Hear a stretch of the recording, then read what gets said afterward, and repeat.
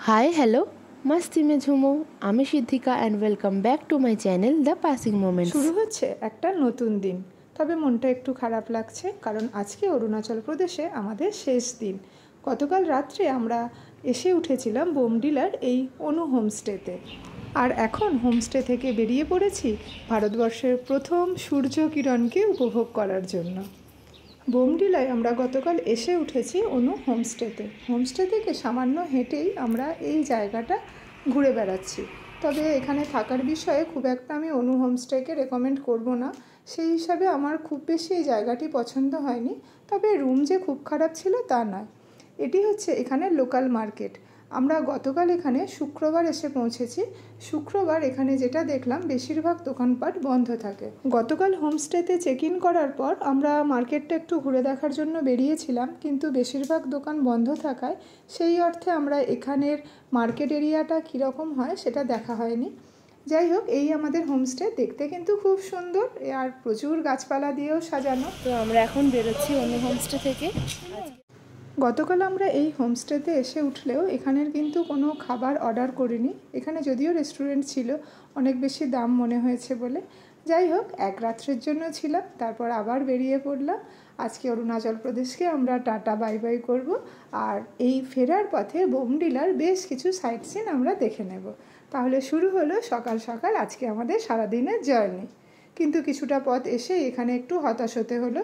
প্রথমে তো আমরা ভেবেছিলাম কোনো কারণে হয়তো রাস্তা বন্ধ করে দেওয়া হয়েছে, কিন্তু তারপর যেটা বুঝলাম সেটা হচ্ছে আমরা এখন ঠিক যেখানে আছি তার বাঁদিকে এই যে উঁচু পাহাড়টা, এখান থেকে ল্যান্ডস্লাইড হওয়ার সম্ভাবনা আছে।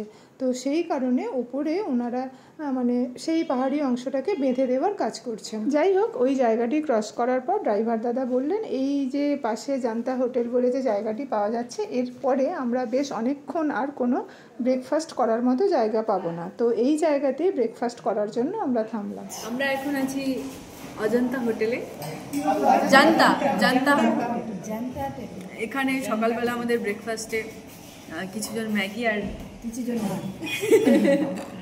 আসলে ভাতটা খাওয়ার কোনো প্ল্যান ছিল না, সাজানো দেখে মনে হয় একটু খেয়ে দেখি। খুব সুন্দর সাজিয়েছে। সকালবেলা এখানে ওই লুচি পুরি ম্যাগি এগুলোই পাওয়া যাচ্ছিল, কিন্তু সঙ্গে ভাতও পাওয়া যাচ্ছে। তো গ্রুপের কেউ খেতে রাজি না থাকলেও আমি পরবর্তী বমির উদ্গীরণটা আটকানোর জন্য সকালবেলায় সুন্দরভাবে সাজানো ভাতের প্লেটই নিলাম।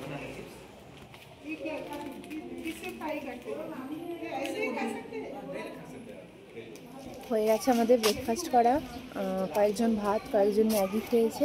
এবার আবার আমাদের জার্নি স্টার্ট হবে। এসে গেছি আমরা নাগ মন্দিরে, যেখানে আমরা ব্রেকফাস্ট করলাম ঠিক তার সামনেই। তো আগে ব্রেকফাস্ট করি আমরা এখানে এলাম, চলো আগে ওপরে যাওয়া যাক।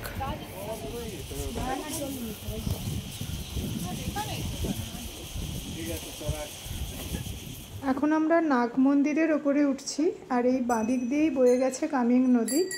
নদীর স্রোতের শব্দটাও এখানে শোনা যাচ্ছে। ভিড় একদমই নেই। অরুণাচল প্রদেশ ঘুরতে এসে এই ব্যাপারটা বেশ ভালো লাগছে যে কোনো জায়গায় যে খুব বেশি ট্যুরিস্টের ভিড় সেই জিনিসটা একদমই লক্ষ্য করা যাচ্ছে না, আর এখানে তো একদমই নেই। এবং এটাও দেখলাম আমরা যখন মন্দিরে প্রবেশ করছি সেটা দেখে নিচে পুরোহিত মশাই ছিলেন, উনি ওপরে এলেন। এই মন্দির স্থাপনের ক্ষেত্রে একটি ইতিহাসও প্রচলিত আছে। সেটি হচ্ছে তাওয়াং এবং ভালুকপংয়ের মধ্যে যখন রাস্তা বা সড়ক যোগাযোগ তৈরির কাজ হচ্ছিল 1960-এর দশকে, সেই সময় মাঝে মধ্যেই এই অঞ্চলে কোবরা সাপের উপদ্রব হতো এবং তার ফলে শ্রমিকদের জীবনও বিপন্ন হয়েছে। সমস্যা এতটাই বেড়ে গিয়েছিল যে শ্রমিকদের ওই সময় কাজ করা দুরূহ হয়ে পড়েছিল। তো সেই সময় নাগ দেবতাকে উদ্দেশ্য করেই আধ্যাত্মিক চেতনাতেই এই মন্দিরটি গড়ে তোলা হয়। মন্দিরের বিভিন্ন জায়গায় প্রচুর সাপের অবয়ব করা আছে, সেগুলি ধাতু নির্মিতও আছে, পাথরের তৈরিও আছে। মূলত নাগ দেবতার প্রতীক হিসাবেই এগুলো তৈরি করা হয়েছে।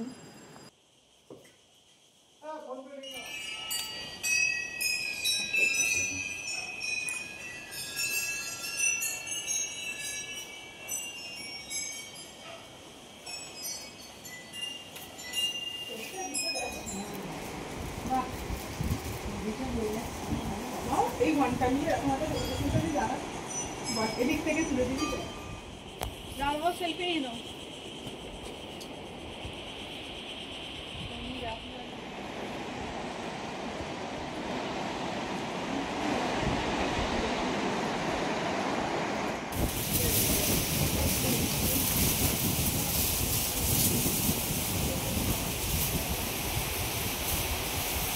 ভাইয়া এদিকে। হ্যাঁ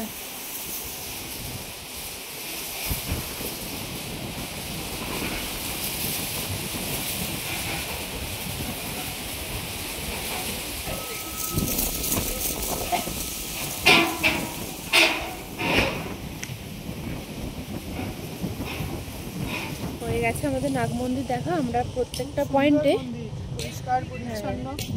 হ্যাঁ আমরা প্রত্যেকটা পয়েন্টে না সব অনেক বেশি সময় কাটাতে পারবো না, কারণ আজকে আমাদের অনেক পয়েন্ট আছে আর আজকে আমাদের ট্রেনও আছে, তো তাই।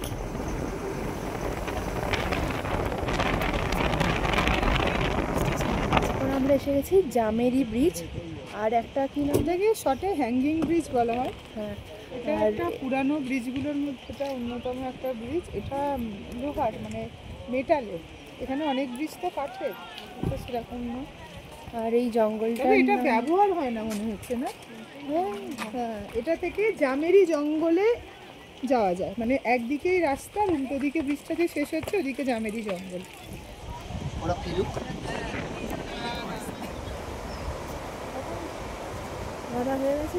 হ্যাঁ ও হ্যাঙ্গিং ব্রিজটা যা দুলছে না, মিডিলটা আরো বেশি।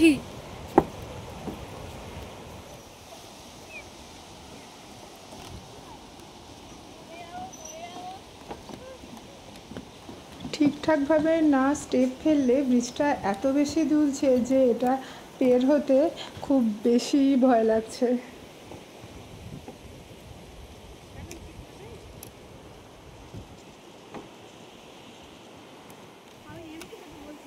কোনো রকমে ঠাকুর ঠাকুর করে এপারে তো পৌঁছে গেছি, কিন্তু এবার ফিরতে হবে। বাবা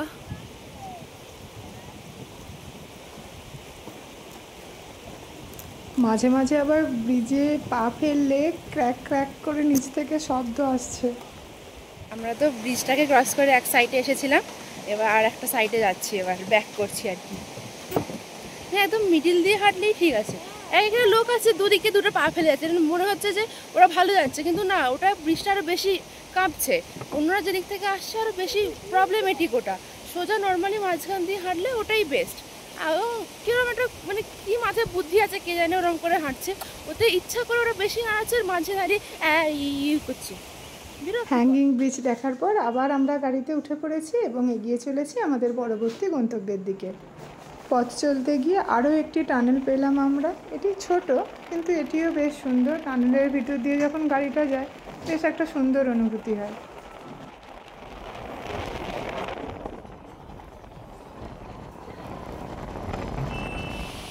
আমরা এসে পৌঁছেছি লুমুং ওয়াটারফলসে। এটা একদম যে পথ দিয়ে আমাদের গাড়ি ফিরছে বা বোমডিলা থেকে গৌহাটি যাওয়ার যে রাস্তা তার একদম পাশেই এটার অবস্থান।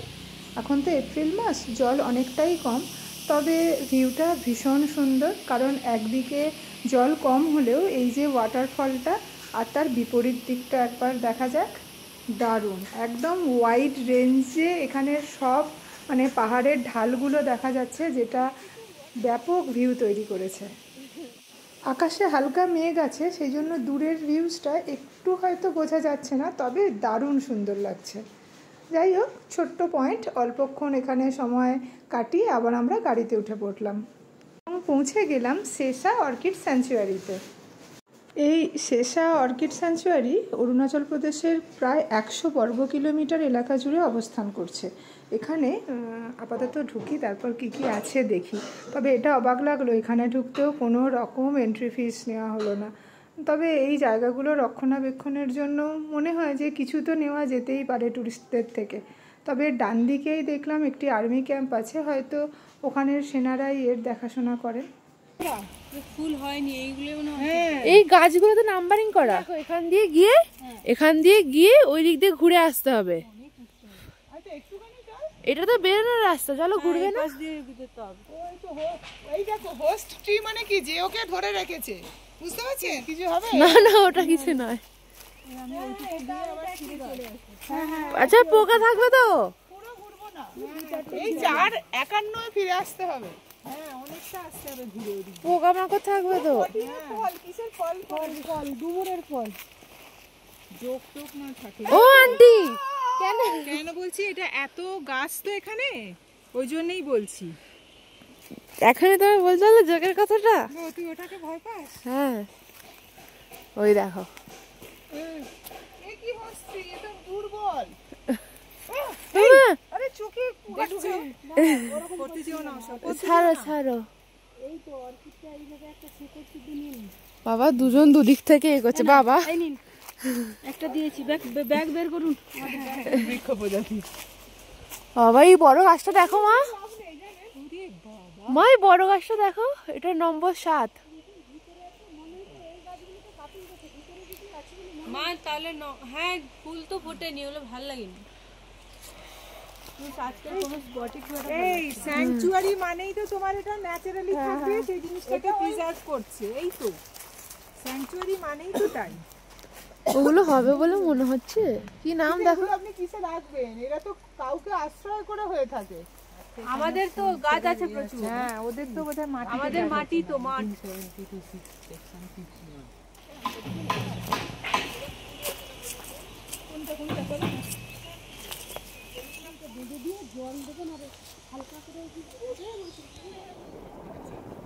এই অর্কিড স্যাংচুয়ারিতে কিছুক্ষণ সময় কাটিয়ে আবার আমরা গাড়িতে উঠে পড়লাম। এখানে কয়েকশো প্রজাতির বোধহয় অর্কিড আছে এবং সেগুলি একদম স্বাভাবিকভাবেই মানে গাছকে আশ্রয় করে বেড়ে উঠছে। আমরা পৌঁছে গেলাম আমাদের পরবর্তী গন্তব্যে, টিপ্পি অর্কিড গার্ডেন। এতক্ষণ পর এখানে আমাদের একটা এন্ট্রি ফিস লাগলো। এখানে প্রত্যেকের জন্য 30 টাকা করে, আর গাড়ির জন্য সম্ভবত 10। আজকে যতগুলো জায়গা আমরা ঘুরেছি তার মধ্যে এখানে এসেই আমরা বেশ কিছু মানে ট্যুরিস্টকে দেখতে পাচ্ছি বা একটু লোকজনের ভিড় দেখা যাচ্ছে। আসলে আমরা যেহেতু 6 দিনের মধ্যে সমস্ত অরুণাচলটা কভার করার চেষ্টা করেছি, সেই জন্য আমরা যাওয়ার দিন যে জায়গাগুলো করেছি সেইগুলো সেইভাবে অনেকে করে না, এবং এখন আমরা যে জায়গাগুলো দেখতে দেখতে ফিরছি, নর্মালি ভালুকপং স্টে করে যখন দিরাং প্রবেশ করা হয় তখনই এই জায়গাগুলো ভিজিট করা হয়। সেই কারণে এই এখন অনেকেরই ভিড় দেখা যাচ্ছে এবং খুব সম্ভবত এনারা সবাই অরুণাচল প্রদেশের দিকে ঢুকছেন। এখানে হরেক প্রজাতির ক্যাকটাস, বেশ অনেকগুলো গ্রিন হাউস আছে। সমগ্র জায়গাটা হয়তো ঘুরে ঘুরে দেখা কয়েক ঘন্টার ব্যাপার, তবু অল্প সময়ের মধ্যে যতটুকু আমরা দেখতে পারবো দেখবো এবং মানে নিজের চোখ এবং মনকে শান্তি দেব। কত দেখবো, মানে মানে কত প্রজাতির যে ক্যাকটাস হতে পারে, কত ধরনের, মানে কত, মানে ছোট থেকে বড় একাধিক রকমের, কখনো দেখিনি এরকম সব মানে ক্যাকটাসে ভর্তি। এখন আমরা যে গ্রিন হাউসটাতে ঢুকেছি এখানে বিভিন্ন প্রজাতির অর্কিড আর হচ্ছে বিভিন্ন ধরনের লিলি আছে। প্রচুর হ্যাঙ্গিং অর্কিড আছে। শুধু যে হ্যাঙ্গিং অবস্থায় আছে তা নয়, এখানে অনেক টবেও বসানো আছে। মানে কাকে দেখবো আর কাকে ছাড়বো, কত ধরনের যে হতে পারে। উফ, সত্যি মানে কি সুন্দর, যদি মনে হচ্ছে যে এক টুকরো নিয়ে যেতে পারতাম। দেখে মনে হচ্ছে যেন হেলায় ফেলায় কত অর্কিড হয়েছে। কে যে রক্ষণাবেক্ষণ করে, মানে এত সুন্দরভাবে গাছগুলো যে হয়েছে, কখন পরিচর্যা করা হয়, কারাই বা দেখাশোনা করে, কি সুন্দর। মানে সবগুলো দেখেই যেন মনে হচ্ছে একটু করে নিয়ে নিই। কেউ দেখাশোনা করারও নেই, কিচ্ছু নেই, কিন্তু এই পরিবেশেই এই গাছগুলো যতটা সুন্দর হয়ে আছে, আমরা হয়তো আমাদের মানে হাওড়া কলকাতার ওয়েদারে গিয়ে এদের সেইভাবে রাখতেও পারবো না। তবে এখন অনেকেই ভীষণ সুন্দর বাগানি আছেন, খুব যত্ন সহকারে তারা বাড়িতে সুন্দর সুন্দর অর্কিড করেন। তবে আমার এই অর্কিড পরিচর্যার বিষয়ে সেই রকম অভিজ্ঞতা নেই, বা নিয়ে গিয়ে বাঁচাতে পারবো কি না। তবে না, দেখে মনে হচ্ছে একটু যদি নিয়ে চলে যেতে পারতাম। এই গার্ডেন এরিয়ার একদিক দিয়েই বয়ে গেছে এই কামেং নদী। এখন ভরা দুপুর, রোদটাও একটু মাথার ওপর উঠেছে। এই জায়গায় এসে না একটু গরম লাগছে, মানে বোঝাই যাচ্ছে যে আমরা অধিক উচ্চতা থেকে ধীরে ধীরে যে নিচের দিকে নেমে আসছে এবং তার জন্য যে টেম্পারেচারটা মানে বেশি হচ্ছে, এবার একটু একটু গরম লাগছে। আর কতটুকু ঘুরতে পারি দেখি। মোটামুটি ঘোরা শেষ, এবার আমরা বেরিয়ে পড়ছি, কারণ দুপুর হয়েছে, আমাদের লাঞ্চেরও সময় হয়েছে। তো ড্রাইভার দাদাকে বলেছি একটা বেশ ভালো দেখে জায়গায় গাড়ি থামাতে। আসাম ও অরুণাচলের বর্ডার ক্রস করে আমরা আসামে ঢুকে পড়েছি, বোঝাই যাচ্ছে। এবং আমরা এই ধাবাটিতে, সমারোহ ধাবায় থেমেছি দুপুরের লাঞ্চের জন্য। ধাবাটিও ব্যাপক, দেখার মতো, সম্পূর্ণভাবে বাঁশের ওপর তৈরি এবং টোটালটাই হ্যাঙ্গিং বলা যেতে পারে, কারণ এর গ্রাউন্ড ফ্লোরটা কিছুই নেই, নিচ দিয়ে জল একটা যাচ্ছে বোঝা যাচ্ছে, এবং মানে এর ওপরটা ফার্স্ট ফ্লোরটাই হচ্ছে খাওয়ার জায়গা, অনেক বড়, ওই দিকে লম্বাও অনেকটা জায়গা আছে, ওই দিকেও আলাদা মানে বিল্ডিং মতো করা আছে। আমরা আপাতত এই জায়গাটায় ঢুকছি। কি সুন্দর, মোটামুটি খিদে পেয়েছে, খাওয়ার অর্ডারটা তাড়াতাড়ি দিয়ে দেওয়া হোক। বাড়িতে দিয়ে দাও, অনেক শাড়ি আছে।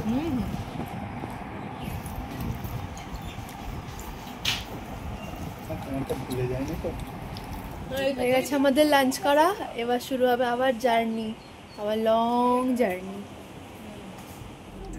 দুপুর গড়িয়ে বিকেল হয়েছে, আমরা ব্রহ্মপুত্র নদের ওপর দিয়ে চলেছি। প্রকাণ্ড, মানে এই ব্রহ্মপুত্র নদটা যে কতটা চওড়া সেটা একে যখন আমরা এই পার হচ্ছি বোঝাই যায় কতক্ষণ সময় লাগছে মানে এই নদীপথটা পের হতে। যাই হোক, আমাদের অরুণাচল প্রদেশ ঘোরা এবারের মতো শেষ। এই ভিডিওগুলো তোলার পরবর্তী সময় মানে সন্ধ্যের সময় পর্যন্ত আমরা খুব ভালো এক্সপিরিয়েন্স নিয়েই ফিরছিলাম। তার পরবর্তীকালে আমাদের সাথে খুব মানে ভয়ঙ্কর কিছুটা সময় কেটেছে, সেটা হচ্ছে আসাম ঢোকার পর এবং স্টেশন থেকে মাত্র 15 কিলোমিটার ডিস্টেন্স যখন আমাদের বাকি ছিল, সেই সময় আমরা সাংঘাতিক একটা জ্যামে ফেসে যাই। যে পথটা আমাদের 1 ঘন্টা 15 মিনিটে কভার হবে দেখাচ্ছিল, সেই পথটা পেরিয়ে আসতে আমাদের প্রায় 3.5 ঘন্টার কাছাকাছি সময় লেগে যায়। মানে আমাদের ট্রেন রাত্রি 9টায় গুয়াহাটি থেকে ছিল, আমরা এমন এস্টিমেশনেই ফিরছিলাম যে আমরা 7টা সাড়ে 7টার মধ্যে স্টেশনে ঢুকে যাব, কিন্তু তার বদলে আমরা হাতে 6-7 মিনিট বাকি সেই সময় স্টেশনে ঢুকি এবং কুলিদের সাহায্য নিয়ে মানে খুব তাড়াতাড়ি গাড়ি থেকে লাগেজ নামিয়ে এবং ট্রেন ছাড়ার মাত্র 2 মিনিট আগে ট্রেনে উঠতে পারি। যাই হোক, শেষের এই অভিজ্ঞতাটা খুবই হরিবেল ছিল, তবু ঈশ্বরের কৃপায় ট্রেনটা পেয়েছি এবং আমাদের এই ট্যুরটি সাকসেসফুলি কমপ্লিট হয়েছে। দেখা হচ্ছে আবার পরে নতুন কোনো জায়গায়।